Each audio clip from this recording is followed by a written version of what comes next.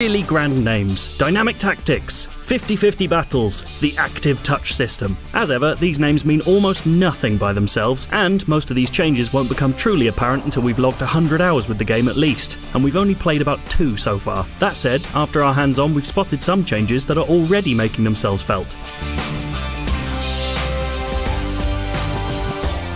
Easily the most sweeping change to FIFA 19 comes to its most humble mode. Kickoff has traditionally been your pick-up-and-play local mode, but now it comes with a suite of features of its own. On the more mundane end of things, there are handicaps, things like letting you adjust the AI of each team, or even the starting score to account for less skilled players. But then, there are house rules. Aside from your basic exhibition matches, these new rule sets can dramatically and hilariously change the game. Long range adds a basketball twist, awarding you 2 goals for scoring from outside the box. Headers and volleys disallows every goal that doesn't come from a, you guessed it, header or volley. First 2 is a race to a set goal limit, and no rules turns off cards and offsides for a borderline murder ball experience. None of these new modes will be available online, sadly, but even in the couple of hours I played, they spiced up local play in a way I don't remember from FIFA since 98's 5-a-side mode. But one of the new rule sets is such a big change by itself that we had to give it its own entry on the list. I'm not gonna lie, I initially thought EA had actually put a Battle Royale mode into FIFA. In actuality, survival's drawn from a closer source, FIFA Street's popular Last Man Standing mode. The rules are simple. Every time you score, a random player from your team, aside from the goalie, is sent off. At first, it's just funny, but it quickly adds a layer of tactical play. Do you go for the jugular and try to score early before stacking your defence and setting up shop for the rest of the match? Or do you try and poach a single goal as 90 minutes rolls around? In a lovely final touch, the commentary team even mentions the mode, talking between themselves about possible tactics for victory. It's gratifyingly odd to see the usually simulation-focused FIFA try something so funny. Despite my snarky comments at the start of the video, timed finishing is an EA title for a change that actually makes itself felt almost immediately. Probably the most significant change to FIFA 19's gameplay itself. The easiest way to explain this feature is to compare it to something very unlikely: Gears of War's active reload system. Now stick with me here. After setting up the power of a shot, FIFA now offers a lovely little bit of risk and reward. Pressing the button again as your player's foot connects with the shot ups its stats, making it move faster and curl more. Time it right and the indicator above the player's head flashes green and your shot rockets harder than ever.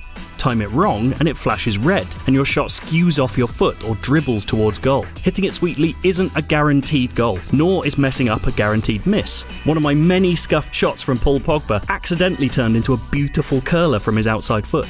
It's also not a necessity to try this on every shot. Regular shooting is the same as ever, but it's a beautifully video gamey way to add some extra jeopardy to every finish.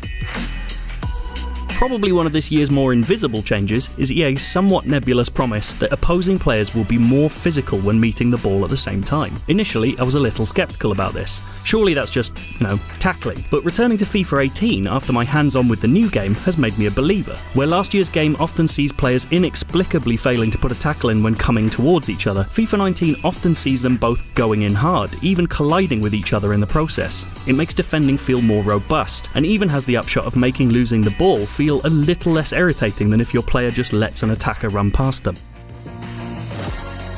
EA's made quite a lot of its active touch system, adding a number of new animations for traps, skills, and first touches. It's all very flashy, but very little of it is actually anything other than automatic, rewarding more skilled players with cooler moves, essentially. But one facet is more direct than the rest. Clicking in the right stick now has your player flick the ball in whatever direction the left stick's pointing in, or even starting keepy-uppies if they're standing still. Honestly, the main difference here may well be that playing with strangers online might be about to become extremely irritating as they repeatedly try ludicrous skill moves instead of, playing football. But there's no doubting how good it feels to see a lunging defender being able to daintily chip the ball over a stretched leg before volleying the ball home.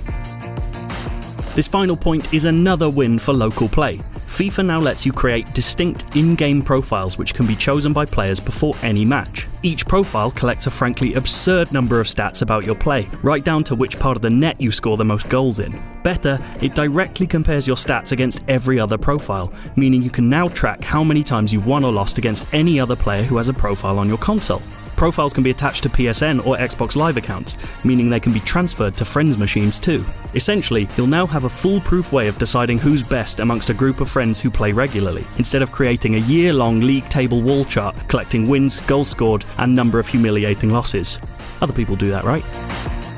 If you enjoyed that, we've got plenty more FIFA content which you can check out right now.